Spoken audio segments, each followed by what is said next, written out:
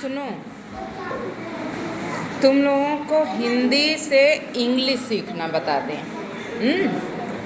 हिंदी से इंग्लिश सीखना बता दें ना, जिससे बहुत जल्दी तुम इंग्लिश भी सीख जाओगे। अगर हिंदी के अक्षर जानते हो, मात्रा जानते हो, तो क्या सीख जाओगे? इंग्लिश।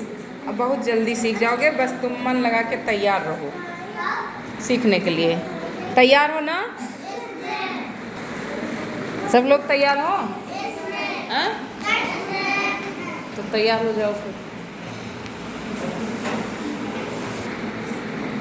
देखो, तुमको इंग्लिश और हिंदी कैसे सीखना है। हिंदी के तुम अक्षर और मात्रा जानते हो ना? जानते हो कि नहीं जानते हो? हाँ, जानते हो ना? अच्छा, कोई बताओ हिंदी में कितनी मात्राएं होती हैं? कोई बच्चा बताए।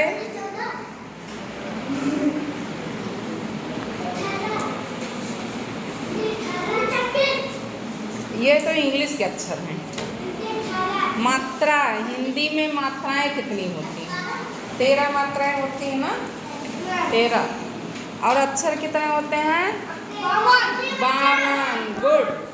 लेकिन इंग्लिश में 26 अक्षर होते हैं और 26 दूनी 52 होता है। तो 2 गुना तुम्हारी हिंदी में अक्षर हैं।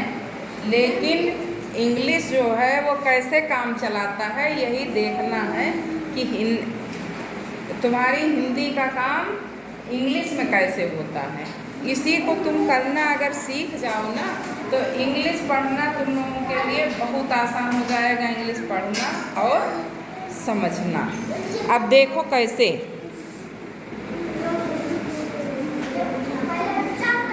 हाँ?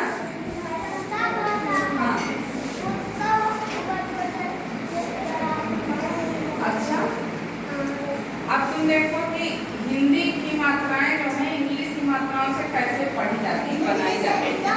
जैसे तुम्हें सबसे पहले ए पढ़ाया गया अंग्रेजी में, ए पर।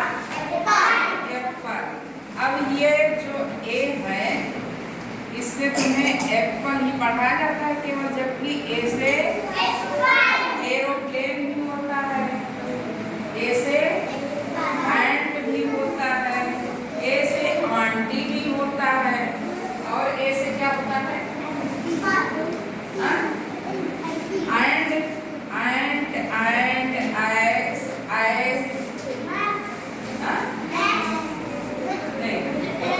ये जो ए है, ये किन मात्राओं का काम करता है? कितनी मात्राओं का जानते हो? हिंदी के छोटा आ, बड़ा आ और ए,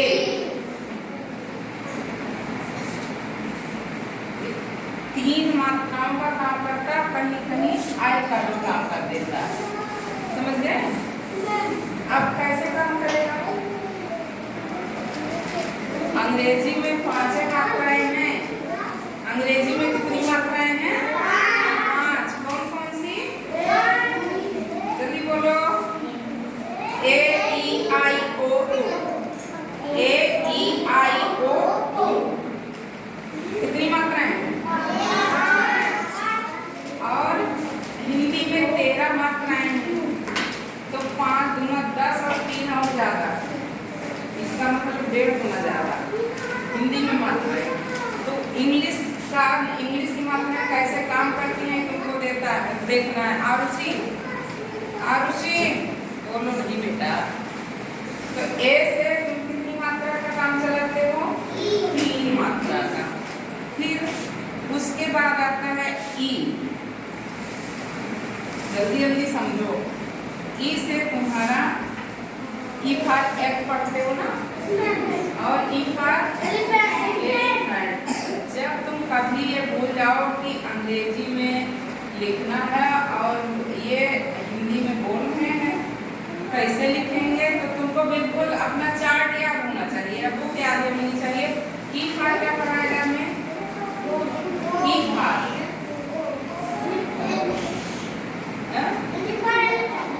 E for elephant, E for egg. इसका मतलब ई से एक ही मात्रा होगी। अब ई से तुमको एक ही मात्रा पढ़ाई जाएगी।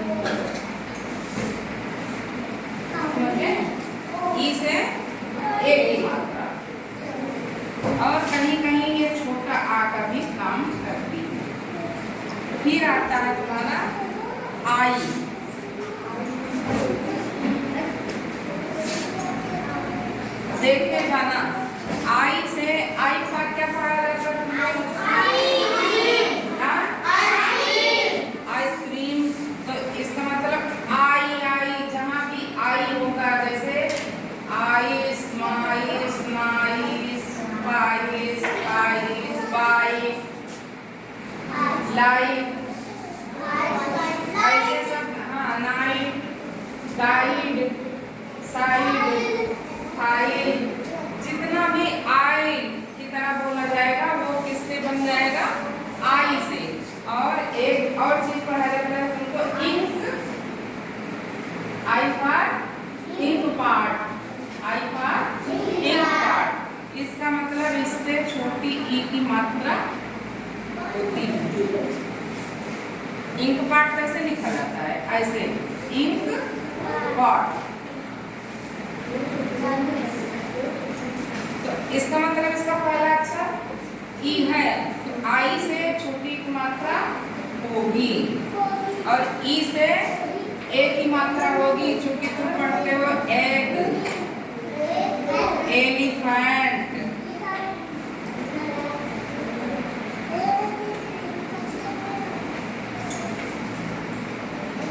फिर ओ, ओ से कौन कौन सी मात्रा होगी तुम्हारी?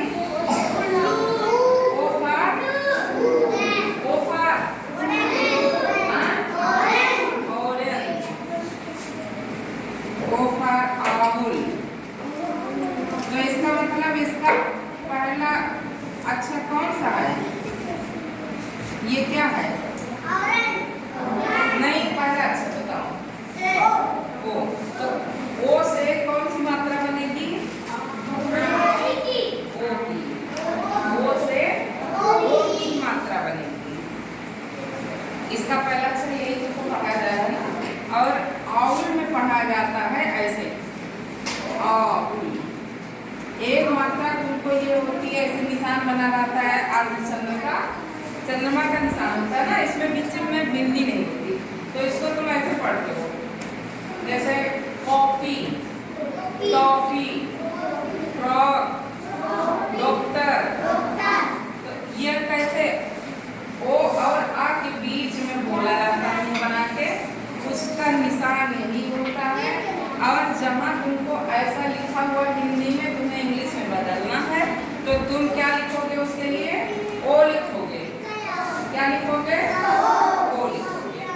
अब आता है यू। यू का तुमको क्या कहा जाता है? You for umbrella. इसका मतलब यू से क्या बन गया? कौन सी मात्रा होगी? हाँ, यू फॉर अम्ब्रेला। देख लो, गुड। अम्ब्रेला में आ है पहले, एक तो ये होगा, दूसरा इसी से छोटा उनकी मात्रा होगी, जैसे यू फॉर यूनाइटेड। क्या होता है? You for United. इसका मतलब यू से छोटा उनकी मात्रा होगी। अब तुमको कितनी मात्रा हिंदी की और बनानी है? आप बता दें, तुम्हें एक तरफ से शुरू करो, ये जानते हैं ना। अब तुमको सही सही ये बता दें, इस तरह से, ए से आ, डबल ए से आ, आई से